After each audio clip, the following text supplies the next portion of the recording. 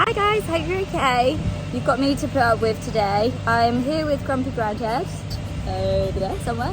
Today we're going to talk to you about potato fogging. I had no idea what this was before today, and I grew up on a farm, so that's pretty bad of me. But hey ho, if you like the video, give it a big thumbs up, and don't forget to subscribe to the channel for more farming videos, more educational videos around farming, and just what we get up to. Thank you guys.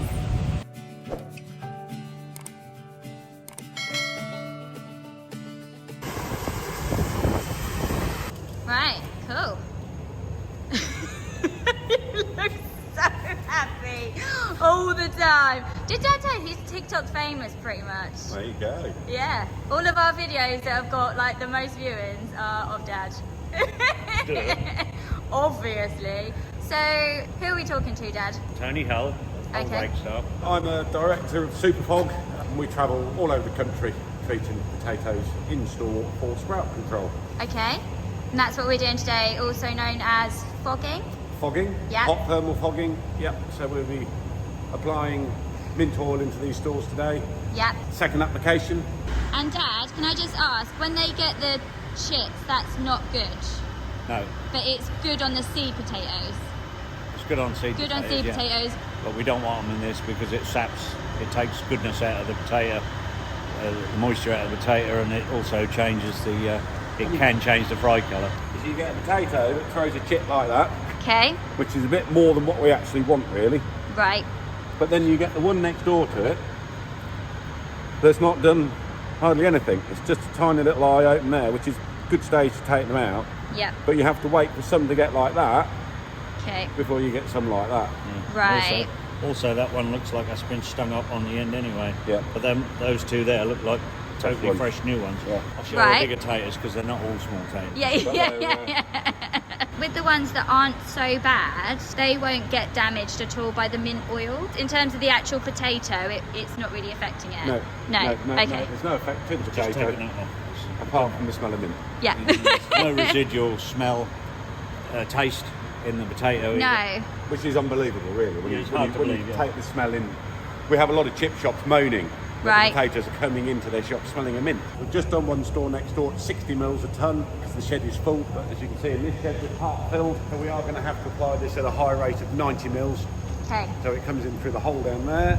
And at the back, we have recirculation fans, which are running at about 50%. Yeah. To help circulate the stuff around. Yep. And you were just saying a moment ago, the mint oil is 100% natural. Yep, spearmint. Yep. I believe grown in North America and processed in Marseille in France. Okay. We were also a moment ago discussing the orange oil, but Yeah. that is you're a bit unsure about Yeah, that orange one? oil is another product on the market. Does do a good job of suppressing sprouts, but does carry one or two issues with it of scorching the crops. Not all the time though, and that's the bit we don't like. Okay. The variabilities in it. So you're still experimenting with the orange Yeah, oil? it's only come into this country this season. Yeah. And we've got a lot to learn. Okay. And what is it that you guys, you're now using mint oil and orange oil, Yep. but that's because you used to use another product? CIPC, I think that was in this country for the best part of 50 years before it became banned with the EU. Yeah. Still used worldwide, sadly. A far better product because it was used as a prevention, Yeah. whereas the chemicals we're using now are a cure. Okay. So we're fighting the job all the time Much now. cheaper as well. And a lot cheaper. Right. Mm. And the mint oil and the orange oil works on all variety of potatoes? Yes. Yep. Yeah. Okay. The other thing that I was going to ask is how the machine actually works, because it goes from a liquid through the burner Yeah. and then into the fog. That's right. It's just hot thermal fogging, vaporising the chemicals. The more modern machines we're using now are put through what we call a heat exchanger effectively. So we are not putting any dirty air, i.e. CO2, into these buildings when we're fogging. The reason being is these sheds are shut up for anything from 48 to 72 hours after the application, no outside ventilation. So they don't want a build-up of CO2 or extra CO2. Yes. Because the potatoes will produce their own CO2, Okay. so it's keeping that down to a minimum. Right. With the old CIPC days, we had a LPG driven machine, which was putting a bit of CO2 into the shed, Yeah. but all the stores were vented 6 hours after application. Okay. 6 to 8 hours. 6 to 8 hours after application. The IPC had done its job by then, Right. and we just ventilated it to get rid of the CO2. Okay. Okay. But we don't do that on this. So it's slightly different, but the same. Same, only different. Yeah. Yeah. There is one other chemical on the market that is approved in 90%, I think, of Europe now, Right. apart from here. DMN. DMN. It's applied more like the CIPC days, where it'd be put on more as a prevention rather than a cure. Okay. It's still more money than what CIPC ever was, but it's very similar, if not marginally cheaper than the mint oil. But it's not approved here yet. But it's not approved. So potatoes, are they the only thing that sprout that you would need to do this process for? Yes, pretty much. Yes, yeah. And so you said this was the second application that these have had. Is it just Yep. the 2 applications that they No, have? not at all. Some stores will receive up to 6 60ml applications in a very long storage season. Okay, yeah. But we like to think we can get away with 3 or 4. I'm hoping this is the last time we're going to do it. Okay. How do you know if they need doing again? They start growing again. They start sprouting It's again. as simple as that. Simple as that. Yeah. That is How as... long the season goes on, but Okay, as the weather gets warmer, it's harder to keep an ambient store temperature down right.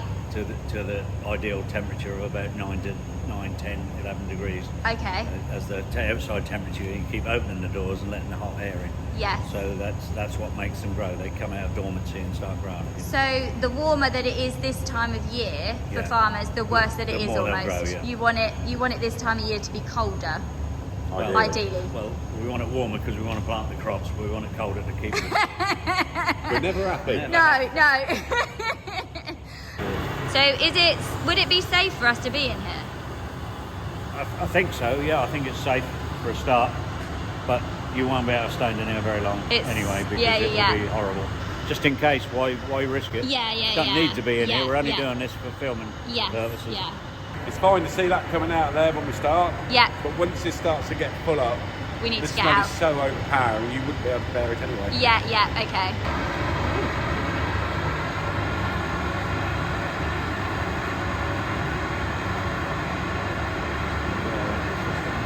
Yeah, a bit of air in the pot.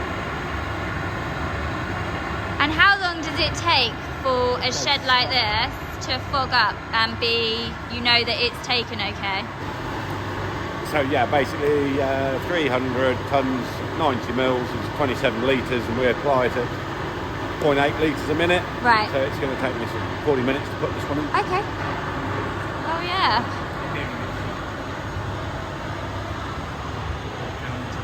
Oh yeah.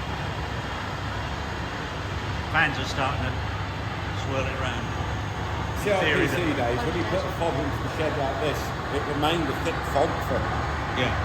4 hours, 5 hours. Yeah. Whereas this, it goes into a vapour form. You can't see it, Yeah. but it's getting circulated through the store. Yeah, you know it's there. But, you know, you open the doors and you think, well, where's it all gone? Yeah, But yeah. It's there. Fans up top are starting to Right. blow it backwards to us now. Yeah, let's get out.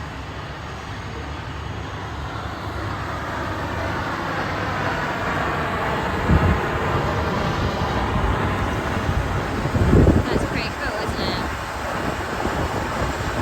Yeah.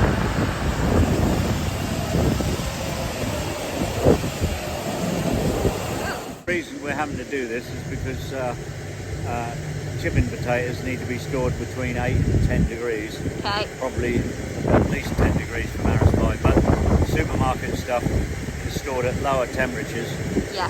because they don't need to do this so much, so they don't sprout. But the sugars will not be right for the fish and chip shops. They will fry dark and not white, as the chip shops want. You'll never get a chip shop fry quality out of a supermarket potato. And that is just simply how they are stored. Yeah, temperature they're stored at. Yeah. So And the variety that you grow. And the varieties are different.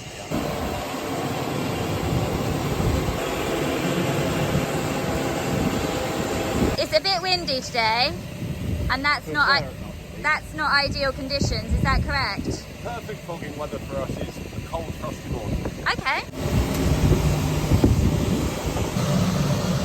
Bargain price of £1,000 a can. £1,000. Shh. Pooped! You don't want to spill any. No, you don't. Dare I ask how much it costs to do this? 90ml dose, I believe £5.80 a tonne. £5.80 a tonne. The smaller dose is £4.20. How many tons are we doing? 320 in here, 180. 180 in there. This is a tiny store. The prices are not going up to suit at the moment. So one of them is £1,000. Thank you, Grumpy Grandad. Thank you, Tony. Really, really appreciate it. Thank you. So that was a little bit of an intro as to why potato fogging happens. Grumpy Grandad has been helping me today because Daniel's out and about doing other things. Hopefully it was a good video for you guys. Don't forget to give it a thumbs up if you liked it and subscribe to the channel for more videos similar to this, and we'll hopefully see you guys soon. Bye!